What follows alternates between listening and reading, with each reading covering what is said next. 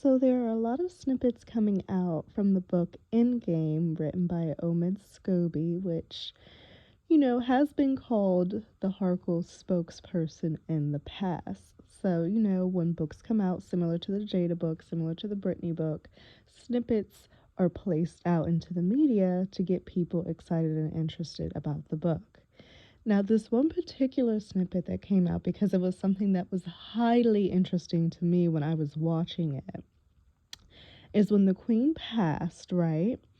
And Meghan, Harry, Kate, and William arrived to do that walkabout. Oh my God.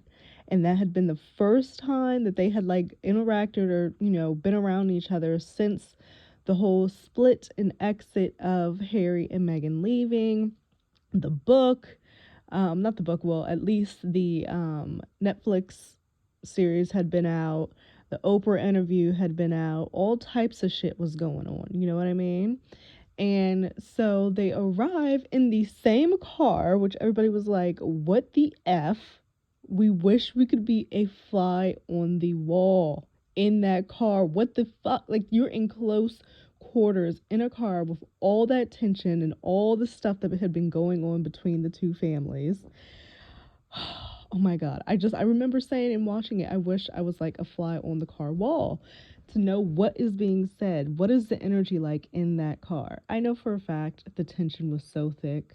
I know it was. Nobody was comfortable in that car ride. They were prickling with anxiety. That, no. And you could see it when they all got out of the car because their body language. Um, Granted, obviously, they're there to do a walkabout for the passing of the Queen, but their body language was just so off. Meghan seemed very anxious. So I'm gonna actually watch the video back, but also talk about this snippet that has come out from the Endgame book. So there is another huge snippet that has come out about the book, and allegedly, apparently, it's that Meghan accused not one but two people of the family of the Archie race row, basically questioning of Archie's skin color. Now, I feel like we've already been there, done that. We've hashed over this. There's been this huge ordeal talk about it. People were highly, highly upset, speculating on who it was. Then Meghan and Harry came back and said it was like an unconscious bias and that it wasn't like a racial remark that had any negative connotation behind it, kind of backtracking a little. We've also talked about the fact that, when you have a mixed couple, I feel like that is a statement, or the question does happen. That question is asked, oh, I wonder what the baby's skin color is going to be like. Oh, I wonder what their hair is going to be like. Like, I've heard that in reference to mixed race couples and their children. And I think it's just out of curiosity. And people just want to know. People are just curious how they're going to turn out with a mixed race child.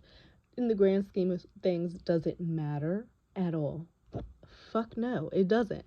But is it a question that I've heard come up in my lifetime, when it comes to mixed race couples' children? Yes. But they are, the Harkles and, Meghan and Harry are calling it now an unconscious bias, from what I remember. So it's not a racial thing they're saying, it's unconscious bias now, even though all this uproar happened after the Oprah interview came out. And there was speculation as to who said it. Personally, I think it was probably Camilla. She seems like that type, but that's when it was one that we were speculating had something to say. This book allegedly is saying that Meghan is accusing two people of having speculated on the baby's race. So I think that possibly it would be, in my opinion and speculation, that maybe it was Camilla and Charles. But if that's what's being speculated, which we don't know because we don't have the book, if that's what's being speculated, you're putting that on the king, which obviously is a big, big no-no. So that comes out, right? Omid Scobie takes to Twitter because he's like, oh damn, people are now speculating who this second person is that made this comment about Archie. And you don't want people speculating saying it's the king. Then if you got people speculating, you're speculating wrong and it's giving backlash to Harry and Meghan, then possibly Omad's position with the family in Montecito may be weaker. He may not be able to get those sources or to get the statements that he puts out on behalf of the family. Like, we don't know if that dynamic or relationship will change based off of the reaction to the book when it comes out, and the backlash that excuse me, and the backlash that Harry and Meghan will get, and the backlash that William and Kate will get. So we do not know. But to protect himself, Omid Scobie put out this, because the book isn't out. When is the book supposed to come out? Hold on. Okay, so the book doesn't go on sale until November 28th. So we still have a few days of, where little snippets are going to come out, things that may possibly be out of context. So this is why Omid felt the need to write this statement via his Twitter.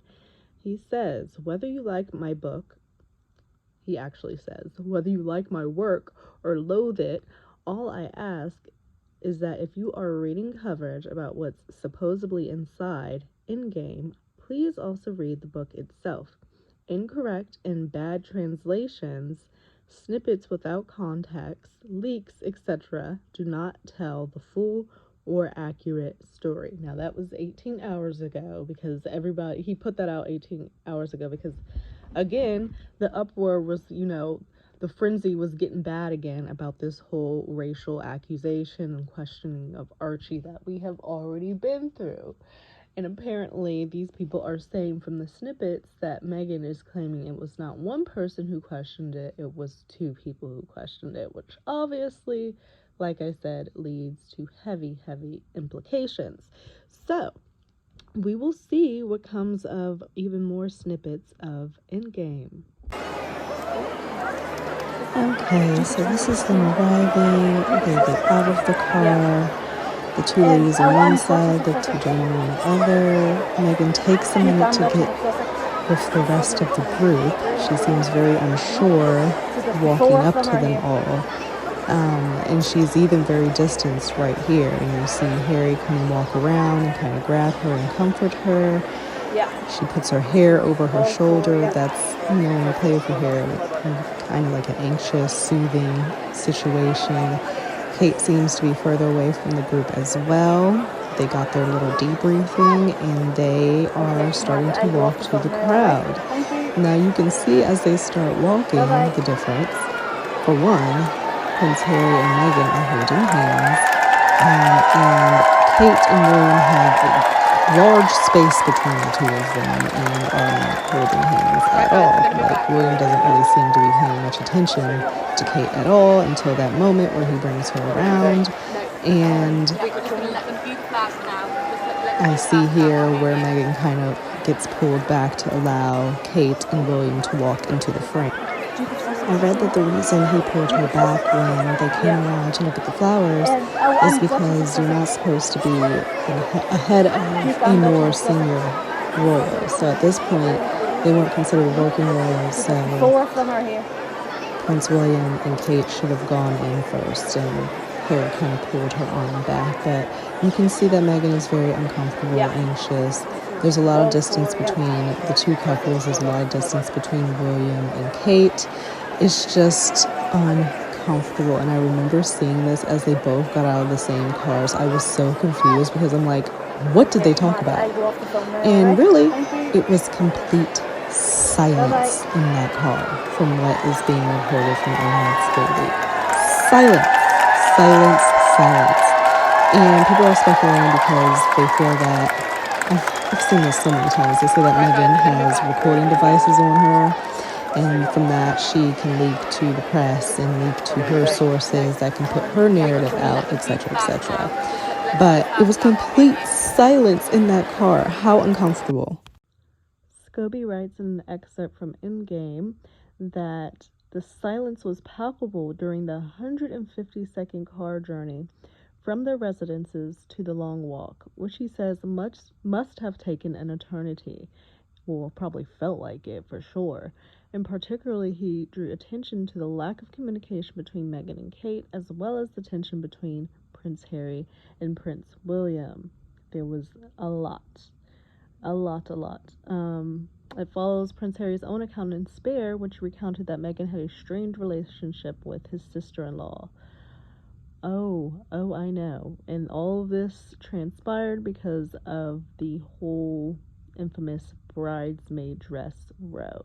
And now, apparently, they're saying in another excerpt that the two ladies, Meghan and Catherine, Princess of Wales, have not spoken to each other at all in 4 years. Not spoken, nothing. That means not exchanging, happy birthdays for the children. Oh, let me send you a little Easter basket. Oh, let me send you a little Christmas, Halloween basket. Checking in on how, they're both mothers of younger children. Like, they couldn't even relate on that level. Like, none of that is going on. Not even like the basic, like, just sending of a Christmas card, sending of like a happy birthday. Like, none of that. Like, they haven't spoken at all. Holy shit. And I find it so interesting if all of this started because of a row over a bridesmaid dress where one or the other left crying. We've heard both accounts. And if it's really that was it, that's where it started. There just seems the tension seems to be so much more between the two ladies, even the two brothers. But I feel like women are different. Like, we're really, really different. I've said that before. Guys can have an argument, they can fight it out, and then be cool the next day. Women, it takes us a little bit. Another snippet that's come out is that apparently, allegedly, it was Princess Anne that kind of encouraged Meghan and Harry being evicted from Frogmore House, and that the Princess Royal may have been allegedly the one to convince her brother King Charles to kick them on out of the estate. I'm like, why? I didn't know Princess Anne had beef, but of course, she's part of the monarchy, the royal family, and if people are against them, I'm sure she would side with her family. But I didn't know that they had beef. I haven't even seen Princess Anne and Meghan interact before, I haven't even seen pictures or video of that. Like, it would be interesting to know her feelings on the whole situation, but if that's true, my gosh, she said, get them the fuck out of here. And now, who's in the residence? Andrew? Ugh. Who's in the residence? Or is it simply just sitting there vacant, waiting for the next lovely couple to come reside? And where is that going to come from? Anyway, Endgame comes out on the 28th. I'm sure, as it's only the 25th now, more snippets will be coming out. But as Omed said and wanted to cover his ass to let people know, please note that these snippets could be taken out of context, not the full accurate story until you read the full book. I do think that, and people of course are saying that sources are Meghan and Harry that are for the Endgame's book. If you're getting information about what was happening behind closed doors, and like, for example, what was happening in that car, which was silenced, how would you know that without having talked to at least one of the people who were in that car, or talk to a very close source to one of those people who were in the car? So people are saying that Meghan and Harry are allegedly the leakers or the source of the Endgame book. But we shall see, because we have not read the full book. But I will leave you guys with this.